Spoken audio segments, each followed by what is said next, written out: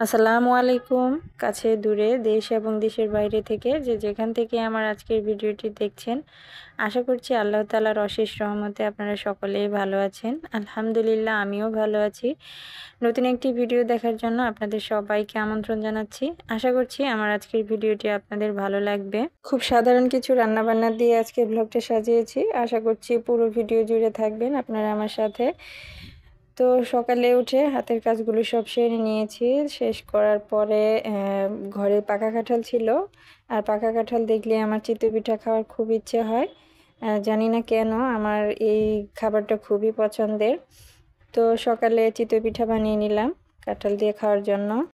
জানি না আপনাদের কাছে কেমন লাগে, তবে আমার কাছে কিন্তু খুবই ভালো লাগে। আর বেশি ভালো লাগে এই পিঠাটা যখন পুরো ঠান্ডা হয়ে যায়, যদি আর একটু তেল দিয়ে ভেজে নেওয়া যায়, তাহলে কিন্তু এই পিঠাটা মাংসের ঝোল হোক বা এই কাঁঠাল দিয়ে হোক খেতে কিন্তু ওফ কি যে ভালো লাগে আপনাদের কি বলবো।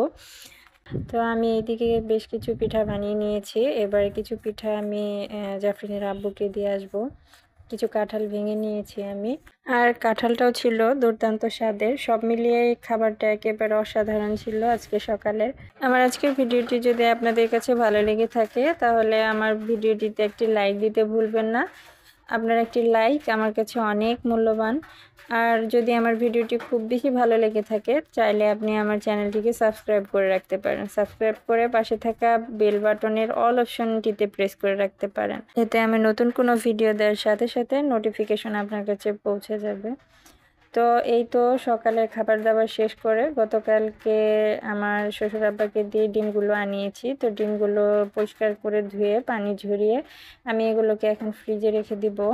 এক হাত দিয়ে ক্যামেরা ধরে রেখেছিলাম আর এক হাত দিয়ে ডিমগুলো উঠাচ্ছিলাম, যার জন্য ক্যামেরাটা একটু নাড়াচাড়া করছিল। তো তা আপনাদের হয়তো দেখতে একটু অসুবিধা হতে পারে, তো কষ্ট করে একটু দেখে নেবেন আর কি। তো এই তো এগুলো দেখতে পাচ্ছেন, এগুলো আপনারা সবাই চেনেন। এগুলো হচ্ছে লতি। এই লতিগুলো খেতে কিন্তু খুবই মজা লাগে। এগুলো কিন্তু বাজারের কেনা লতি না, আমাদের আশেপাশে যে জন্মায় সেগুলো। গতকালকে আমার ফুফু শাশুড়ি দিয়ে গেছে, আবার বেছেই দিয়ে গেছে। আমি তো দেখে খুবই খুশি হয়েছি। আমার কাছে এই লতিগুলো খুবই ভালো লাগে চিংড়ি মাছ দিয়ে রান্না করলে। আর খুশি হওয়ার কারণ হচ্ছে লতি কিন্তু খেতে খুবই ভালো লাগে, কিন্তু বেছে নেওয়াটাই কিন্তু কষ্টকর। তো যার জন্যে আমি খুশি হয়েছি আর কি। তো লতিগুলো পরিষ্কার করে নিয়েছি। আর এদিকে দেখলেন যে আমি করলাকে পানির মধ্যে ভাপ দিলাম। এটা হচ্ছে করলার যে তেতাটা, সেটাকে আমি ভয় করি খুব। তবে আবার করলা ভাজি কিন্তু খেতে খুবই ভালোবাসি। আমার মতো যারা করলার তিতাকে ভয় পান, তারা কিন্তু চাইলে এই টিপসটা ফলো করতে পারেন। গরম পানির মধ্যে করলাটাকে একটু ভাপিয়ে নিলে করলার তিতা ভাবটা চলে যায়। এটা আমার বড় বোনের কাছ থেকে শেখা। তো করলা ভাজির জন্য আবার আমি পেঁয়াজের পরিমাণটা একটু বেশি ব্যবহার করি। এখানে আমি বেশ কিছু পেঁয়াজ কুচি দিয়েছি, পেঁয়াজ কুচি আর রসুন কুচি দিয়েছি। রসুন কুচি পেঁয়াজ কুচি একসঙ্গে একটু বাদামি করে ভেজে নিয়ে সেখানে হলুদ গুঁড়ো দিয়েছি। দিয়ে এখন আমি করলাটাকে ভাজি করে নিব। অনেকভাবে আমি চেষ্টা করতাম এই করলা ভাজির তিতা ভাবটাকে ছাড়ানোর জন্য, কিন্তু কোনোভাবে কাজ হতো না। কখনো লবণ দিয়ে করলাকে চিপে রস বের করে নিতাম, কিন্তু তারপরেও খেতে তিতাই লাগতো। পরে অবশেষে আমার বোনের এই কথা মতো আমি এই করলা ভাজিটা করে আমি খুবই উপকৃত হয়েছি। তো এভাবে ভাজি করে খেয়ে আমার কাছে খুবই ভালো লেগেছে।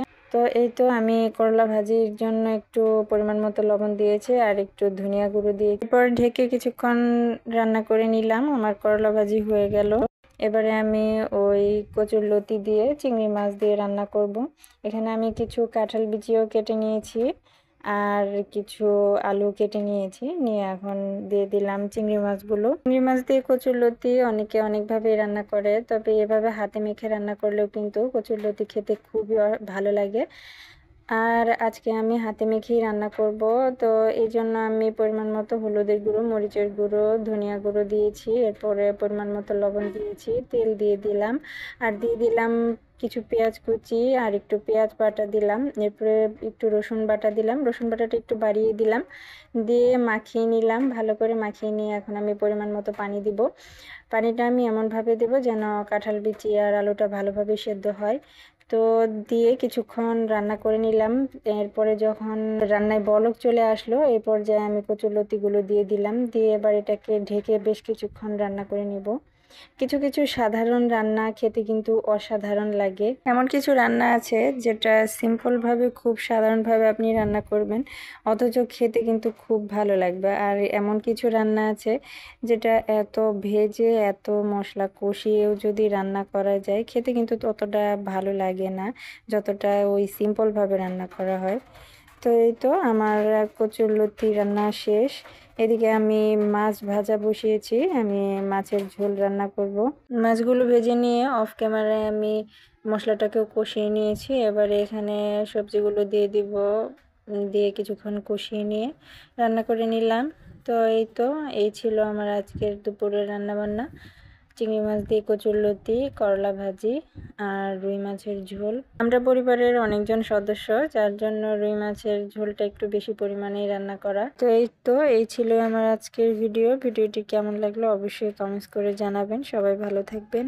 আল্লাহ হাফেজ। আসসালামু আলাইকুম।